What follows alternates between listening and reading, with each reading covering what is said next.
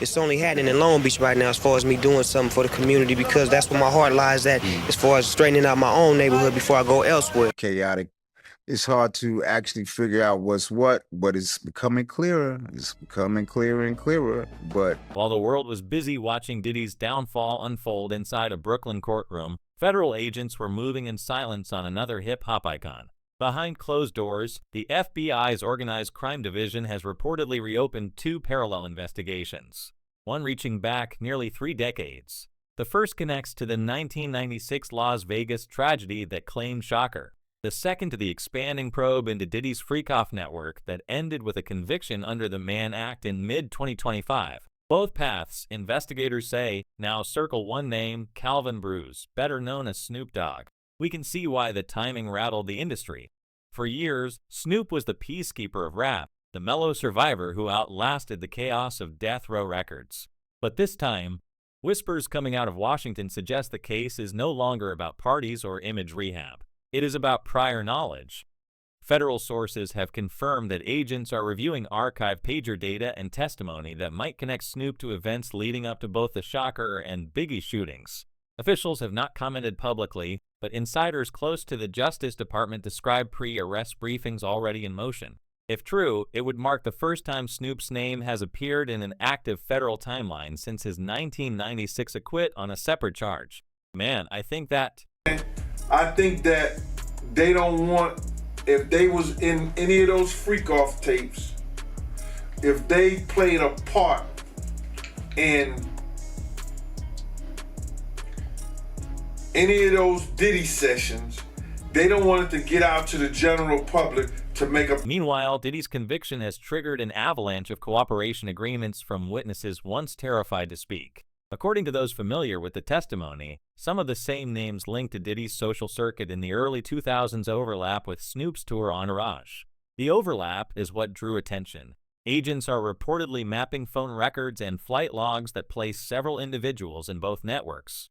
The theory is simple but explosive, that Snoop may have known or even benefited from information exchanged inside that circle long before it became public. To understand why that matters, we have to rewind to the final months of 1996. Within 90 days of Shocker's tragedy, Snoop didn't just step away from death row. He erased his old life. The man who once rapped about street politics cut his ties overnight. No more Crips colors. No more Suge Knight. No more brotherhood talk about Shocker. Instead came a clean-cut pivot, a deal with Masterpiece's No Limit label, and a new image that looked less like a creative rebirth and more like a cleanup operation. Industry analysts at the time called it business sense, but in hindsight, it reads like a man scrubbing his own fingerprints off a crime scene. Because everybody else was scared of that.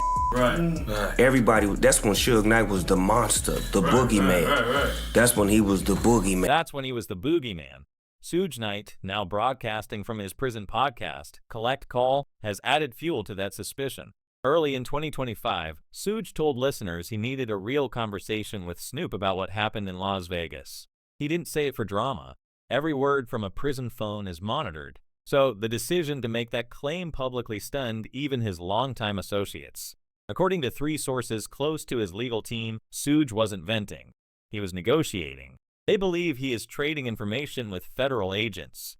Information that might reframe Snoop's rapid departure from death row as more than self-preservation. I say a week before he is best of friend, 2 days before I don't think he like me. At the same time, former Outlaws member Napoleon has been resurfacing old wounds on his own interviews. He insists Snoop's distance from Shocker wasn't about artistic differences, but envy. The numbers back him up. In early 1996, All Eyes on Me sold more than 9 million copies. That same year, Snoop's The Dogfather moved less than half. In death row's volatile ecosystem, where profit equaled protection, that kind of imbalance created resentment. Napoleon says the jealousy turned financial. Snoop stood to lose his position as the label's top earner. And with Suge pouring millions into Shocker's projects, Snoop's influence was shrinking by the day. When Shaker passed, Snoop's next move wasn't mourning. It was relocation. The contradictions only deepen when we revisit Snoop's own accounts. He has described the plane ride from New York to LA after the East Coast-West Coast feud erupted. On that flight sat Shocker, Suge, and Snoop, silent the entire way. By Snoop's own admission, he carried a blade hidden up his sleeve for protection. To most, that sounded like paranoia. To investigators reviewing the timeline, it suggested foreknowledge. If Snoop feared an attack from his own camp, he already knew tensions had reached the point of no return. And as soon as I walked out of there, I went in the bathroom and I threw up. He just laid on the floor for like 30 minutes. His mama came in there and cleaned me up. Later in interviews from the 2010s, Snoop recalled fainting when he saw Shocker in the hospital. Tubes everywhere, barely conscious. Afeni Shocker, Shocker's mother, told him to get up, fix his face, and say goodbye like a man. It was a powerful story of loss, but it also raised questions. If their bond was truly that deep, why did Sooj accuse him decades later of betrayal? And why did Snoop never challenge Sue's insinuation directly? The silence became part of the mystery as the federal probe widened in 2025. Jaguar Wright, the outspoken singer who had spent years exposing what she called the dark side of the industry, went on Piers Morgan's program and dropped a name nobody expected. She claimed Snoop had known about both tragedies long before the public and described him as part of a network of enablers around Diddy. "Anyone who thinks he won't talk is crazy," she said, referring to Diddy's rumored knowledge of his own associates. Her words hit social media within minutes, reigniting debates that had been dormant for decades. We can't ignore how Wright's comments line up with recent federal behavior. After Diddy's sentencing, prosecutors quietly re-examined connections between his so-called private gatherings and earlier West Coast operations. Sources familiar with the inquiry confirmed that several names from Diddy's guest lists in the early 2000s also appear in old death row contact books seized during earlier raids. It's circumstantial, but it's enough to justify reopening certain files.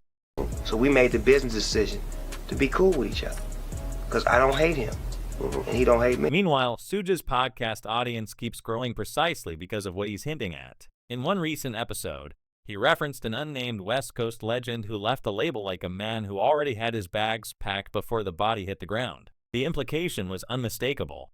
The timing of Snoop's No Limit deal signed mere weeks after Sooj's imprisonment now looks strategic. Master P himself has said publicly that Snoop approached him while death row was imploding, desperate for a way out. That kind of speed doesn't happen without preparation. And I try to, better myself every day and try to grow to be a better musician, a better person, and just be, more in control of the power. By 1997, the metamorphosis was complete. Snoop's interviews shifted from street vengeance to spirituality. He denounced the very aggression that had built his career. He told CNBC. He told VH1 in 2011 that the Dog Father was a rebirth, distancing himself from the negativity death row had demanded. It sounded like maturity, but skeptics heard damage control, because at that point, the FBI's initial Shocker investigation was already folding under lack of evidence, and every person who had been close to the case was suddenly unreachable or unwilling to talk. 2 decades later, the peace narrative dominated. Snoop became pop culture's lovable, elder statesman. Yet behind the image, the contradictions stacked higher. When Sooj went back behind bars in the mid-2010s, Snoop started calling him one of the best businessmen to ever come out of the West Coast. To some, that sounded like forgiveness. To others, it felt like preemptive diplomacy. The same man he once dissed on record was now being honored in interviews. As opposed to being smart enough to understand that our differences were never different. It was just a minor miscommunication. But Sooj's recollection of their later meeting tells a different story. He said Snoop told him, "I could have saved you." Fans interpreted it as spiritual closure, but Sooj's tone implied something else, that Snoop might have known more about that night in Vegas than he ever revealed. When Sooj repeated the phrase on his podcast years later, the FBI quietly flagged it. Because in the context of a reopened homicide file, "I could have saved you" doesn't sound poetic. It sounds like knowledge withheld. Napoleon's ongoing criticism only feeds the tension. In interviews throughout 2024 and 2025, he accused Snoop of rewriting history, of downplaying Shocker's anger toward Bad Boy and making himself look like the voice of reason. He said Snoop's claim that he didn't like Hit 'Em Up was less about peace and more about image. He's trying to take that shine from Shocker. Napoleon told Art of Dialogue to outsiders that might sound petty, but inside the logic of death row's hierarchy, image control was survival. The one who looked calm walked away clean. That's why you get these type of individuals always kicking dirt on Pac name after they made their millions from doing these documentaries. Now with Diddy serving time in a facility described by reporters as hell on earth, every old relationship of his is under scrutiny. The Bureau has already subpoenaed digital records tied to artists who collaborated with Bad Boy Entertainment between 1994 and 2004. That period includes Snoop's own cross-coastal reconciliations and public appearances alongside Diddy at award shows. What used to look like unity now reads like proximity to a criminal enterprise. Behind all these threads sits the unresolved detail that started this latest frenzy. A pager message that allegedly circulated among insiders minutes before news of Shocker's shooting broke. Multiple witnesses have hinted at its existence. None have produced it. Rumor says Snoop received that alert while still in the air en route to LA. If the FBI retrieves confirmation of that timeline, it could rewrite not just the history of one night in Vegas, but the entire narrative of how hip-hop's most devastating feud really ended. We can sense the pressure building. Each interview Suge records seems time to push another piece of the puzzle into view. Each federal motion tied to Diddy's case seems to uncover one more link between old rivalries and present-day alliances. What was once dismissed as industry gossip is now shaping into a pattern of leverage and silence. The question that no one in the room wants to ask out loud is becoming unavoidable. Did Snoop Dogg rise from the ashes of death row because he was lucky or because he already knew exactly when the flames would start? And as investigators trace that pager trail back to its origin, the line between coincidence and coordination is shrinking fast, pulling Snoop closer to a past he thought was buried and pulling the rest of the industry toward a reckoning they can no longer postpone. The Department of Justice doesn't reopen cold cases without leverage. And in 2026, they finally have it. 3 cooperating witnesses, 3 different motives. Suge Knight, whose sentence review depends on what he gives them. Jaguar Wright, who's already named Snoop in a sworn statement, and a third name hidden behind thick black lines in the files. A figure close enough to Shocker to know the real trail of secrets. The Bureau hasn't confirmed identity, but insiders say it's someone who was there when the lights went out in Vegas. Someone who once called both Suge and Snoop family. For federal prosecutors, that's not gossip.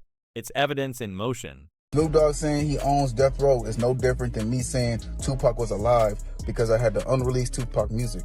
It ain't no different, bro. The first major clue points straight to that no-limit contract. On paper, Master P rescued Snoop from a sinking label. In practice, he might have given him something even more valuable. Jurisdictional distance. No Limit was headquartered in New Orleans, far beyond the California courts still tangled in death row lawsuits. Master P's network was smart, built on distribution deals that routed everything through corporate shells in Houston and Baton Rouge. For a man leaving the most violent label in the country, that wasn't just a new chapter. It was a legal shield, the kind that made subpoenas harder to serve and testimony harder to demand. Some industry lawyers have even called it the safest exit strategy in rap history. When we look at it now, it feels less like a business decision and more like an early version of witness protection with a recording studio attached and adapt to any environment and be a chameleon. You know what I'm saying? But at the same time, I got to go back to where I'm comfortable. The timeline tells its own story. Late 1996, Shocker's case still open. Early 1997, Snoop quietly signs with No Limit. By the end of that same year, Diddy's Bad Boy empire expands nationally. And by 1998, both homicide investigations go cold. It's a straight line of silence across 3 cities. The FBI's analysts reportedly highlighted that overlap in a 2025 briefing, noting how both men, Snoop and Diddy, used sudden corporate growth to build walls of plausible distance from the chaos that birthed their fame. We can see how convenient that looks. Now, the Mann Act, the same statute that took down Diddy, hangs like a shadow over the next phase. Everyone focused on the headline charges about transportation for illegal encounters. But hidden in that same law is a clause few talk about: conspiracy to obstruct justice. It covers anyone who moves people, money, or information across state lines to conceal a federal crime. When the feds start matching that language to Snoop's 1997 relocation, the picture shifts. Moving contracts, crews, and recording sessions from Los Angeles to Louisiana could look less like reinvention and more like relocation of evidence. I did 3 albums with Master P. 3 albums? Yeah, when I left Death Row Records, I signed with No Limit Records, which was the hottest rap label in... Yeah, when I left Death Row Records, I signed with No Limit Records, which was the hottest rap label in the Allen Hughes, the filmmaker behind Dear Mama, once said Snoop dipped his light so Shocker could shine. At the time, it sounded poetic. But when we reinterpret it through a legal lens, it feels surgical. Dipping his light might have meant stepping out of visibility at the exact moment scrutiny was at its peak. He dimmed not for humility, but for deniability. While the FBI traced gang affiliations through Death Row's ranks, Snoop was already rebranding as a laid-back entrepreneur, appearing in commercials, cutting family-friendly deals, reinventing himself as safe. Every time investigators circled back, the trail went cold, buried under television contracts and sponsorships. But federal memory is long with Diddy's convictions still fresh and Suge Knight talking again. Agents have renewed access to people who once swore silence. Former security contractors from the Death Row era are being called in for clarifications. Old distributors are receiving subpoenas for archival paperwork. Even the estate managers who handled royalties after 1996 are now under questioning about missing transaction records. Each subpoena pulls Snoop's name into proximity again, not as a defendant yet, but as a person of interest whose timeline overlaps with every crucial disappearance. I would reflect on that and let people know that I was a born-again Christian. So it was just time for me to actually put my money where my mouth was as far as like making a... It's worth noting that Jaguar Wright's testimony isn't being ignored this time. For years, she was written off as erratic. But after Diddy's case verified several of her early claims, investigators started listening. In her latest statements, she described coordinated retreats in the early 2000s where Diddy, Snoop, and others allegedly met under the guise of charity events. According to her, those gatherings were about settling accounts.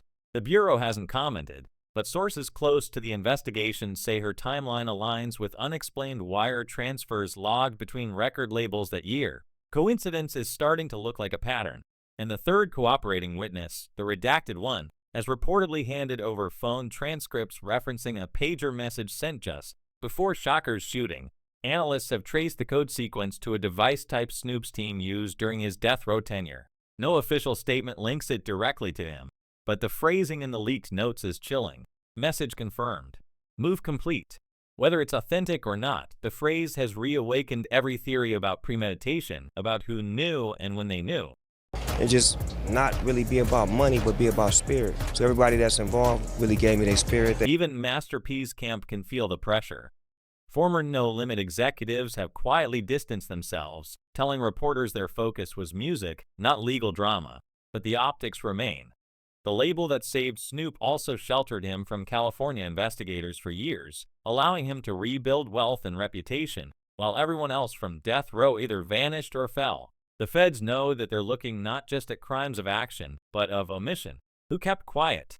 Who benefited from the silence? Now the speculation turns darker. Some retired agents whispered that the FBI isn't only asking if Snoop knew about Shocker's fate, they're asking if he negotiated it. The clean exit from Death Row, the immediate no-limit signing, the absence of retaliation from Suge's camp. It all looks too orderly for an era defined by chaos. You don't walk out of a battlefield without scars unless someone has already guaranteed your safety. But Snoop Lion is the progression of Snoop Dogg, sees the growth into the maturity, and has a third eye, and he's able to speak on issues that Snoop Dogg couldn't speak on.